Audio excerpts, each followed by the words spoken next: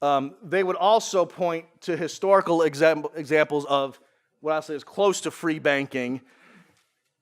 For example, Scotland and Canada during the specified years, and they'll say, and these were remarkably stable. Okay, so they got a two-pronged thing. They're going to do the theoretical treatment, which I can't get into. I actually have some articles under review right now, but it's more of a technical argument where I think they're wrong when they say that first point I mentioned, but I'm just saying it is a subtle point. It's interesting to consider. The second point, I think, is very weak. So they also appeal to history.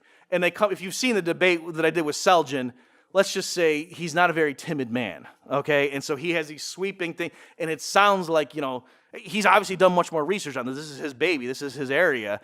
And so he'll make sweeping statements like, oh, Scotland during these years of the free banking era was remarkably stable. And the same thing, Canada in the late 1800s when they switched over was very unregulated and open entry and remarkably stable. Okay, so for Scotland, Rothbard points out, for example, there were a period more than a decade long when the banks suspended specie redemption. Right? They just said, no, you can't turn in the tickets for gold. So that's kind of awkward. That's not what free banking is supposed to be. It's supposed to be they run the risk. If they inflate too much and they can't redeem it, then they're done.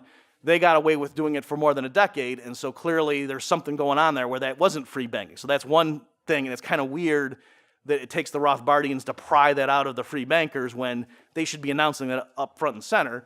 As far as Canada, this is the last point I'll end on here.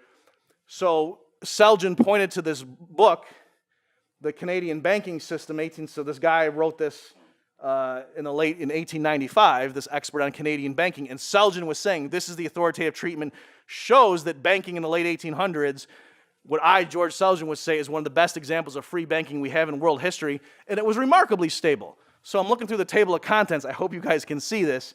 This is the last point I'll mention. So I'm looking through the table of contents to see this remarkable stability, how this is a challenge to the Rothbardian position.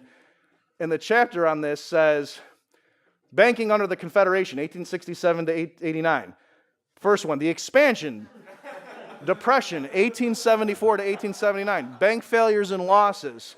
This could have been Rothbard's thesis, right? Like he could have done this instead of the other bank panics. So I think here, again, part of it is they're talking past each other. What George means, if you read through it, is this author actually is proud of the performance, and he says most depositors got their money back, right? And so he's saying not too many people lost their money outright, and so that's why Selgin thinks, look at this thing came through, because in George's mind, we always have business cycles, but look at, not too many people lost their money, this is remarkably stable.